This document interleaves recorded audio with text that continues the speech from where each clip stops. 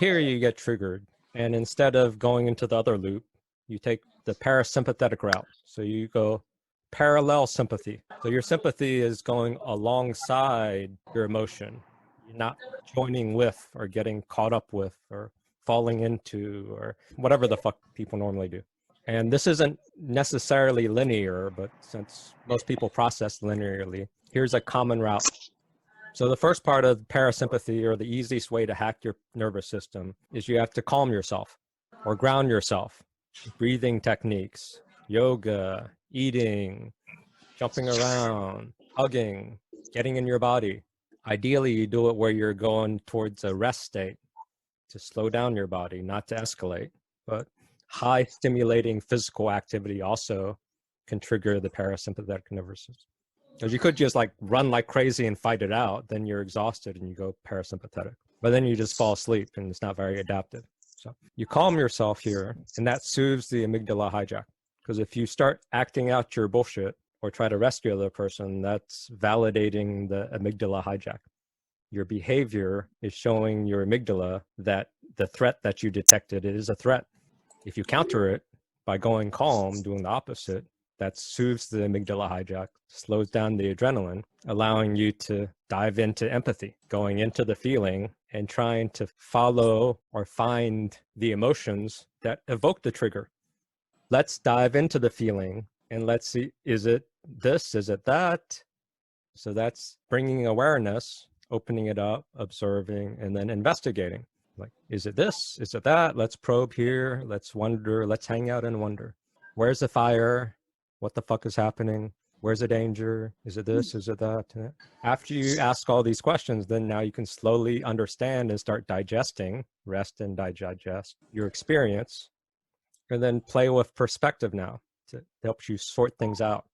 Is this my emotion now, or am I reliving my infantile childhood stuff?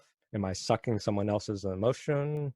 What's their perspective? What's a third-party perspective? What the fuck's really happening? Once you get perspective, then you can now start engaging other people or engaging yourself, responding a bit.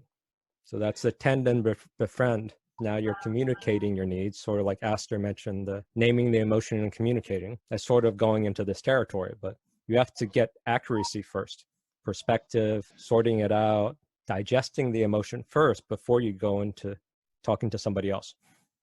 Because your emotion is your fucking problem, not somebody else's fucking problem. Once you engage and say, I have this emotion because you crossed my boundary, stop doing this so I won't feel this, you're dumping the responsibility onto the other person and you trap yourself.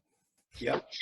So once you sort it out here, then you can now prioritize your needs and you can tend and befriend and negotiate and trade, barter needs. And since you have empathy, you have all this info, you can care for the other person's needs very easily, or you can adjust and adapt or explain. You have a lot to offer other people. So then they are willing to appease your needs because most people are emotionally stupid. So you can serve their needs or serve their wants, desires, and purpose, and you can get tons of stuff in the world. Then once it's all integrated, you get all these positives. You're now integrated instead of dissociated, you're more associated. You get more meaning. Your story is more linked to reality. You get more creativity, you feel more energy, you have more freedom, you have more choice, and you're letting the energy transmuting it into life force. Instead of that negative energy that you're just trying to stop and quash and limit, you're not allowing that energy direction to go anywhere, and you're spending energy stopping it. If it's processed and integrated, now it's not a restriction in your energy system, and you have more life force and you're directing it into a creative direction. But I want to learn more about the life force, how to get that back. Why? You're not giving your life force out. That's a wrong framing. No, your life force is drained because your containment strategy is to take your energy to block other energy. Your life force is naturally flowing through your system. Now you can do practices to make you healthy so that you have more efficient life force going through your system.